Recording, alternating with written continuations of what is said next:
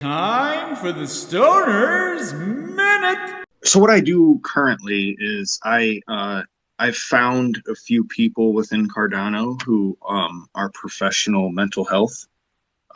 In they're professionals in that industry within the mental health aspect. So what I do is I hire them, I pay them for every live Twitter space we do, and they just talk about the knowledge that they know. For me, like I suffer from my own mental health issues, and so does my son. There's a whole story behind it. I'm not going to get into it. I don't want to get too far.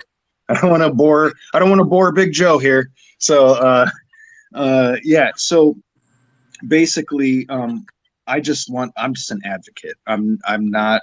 I don't have any knowledge or I'm not a professional in that background, but my goal is to bring people You do into. have knowledge. You don't have like training maybe, but you do have knowledge.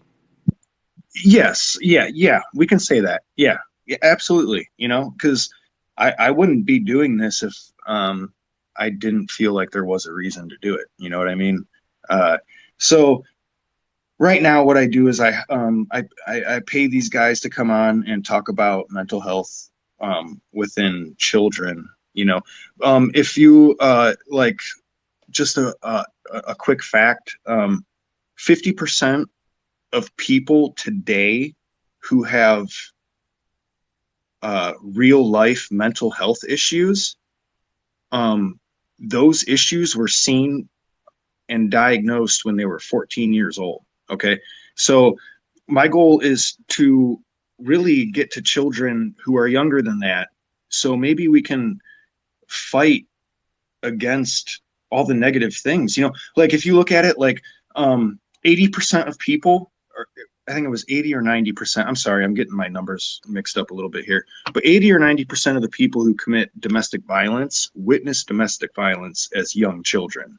All right. So when you learn things as a child, it kind of sticks with you. Whether you think it's wrong or right, you're going to act out on what you learned as a child at some point in time. Like, for instance, I fucking act out in anger, right? That's something that I learned a long time ago. And it's something that I'm fighting right now because I can't handle it. Like I crossed this line where I can't handle it. And I realized, like, dude, I had this issue when I was a kid.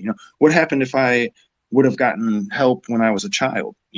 So like there's just a lot of things that with mental health that starts at a very young age. And when it starts at that age, it kind of sticks with you older when you get older. And there's a lot of statistics that prove this. And I can't really point you in that right direction right now because I've had a few beers. So yeah, but that's just how it is. And if we can, so 1 out of 20, I think it's 1 out of 20 children have mental health issues. All right. 1 out of 20 children in the entire world. How many people are in the world? All right. And only 20% of those kids with mental health issues actually get mental health help, So, so this project that that I just found that I'm talking to, what they do is they give free counseling to people under the age of 21. And they do this by raising money and awareness of children's mental health. So these children, they go online and they're able to get free mental health once a week for just to get help. And that's exactly what I want to do. And I saw that and I was like, dude, that's perfect. That's perfect. So that's what I'm going to shoot for right now. Yeah, so we'll see how far that goes. And always remember that you can stake your ADA at the Weed Stake Pool. Stake, smoke, earn. And that's your Stoner's Minute. Wake and bake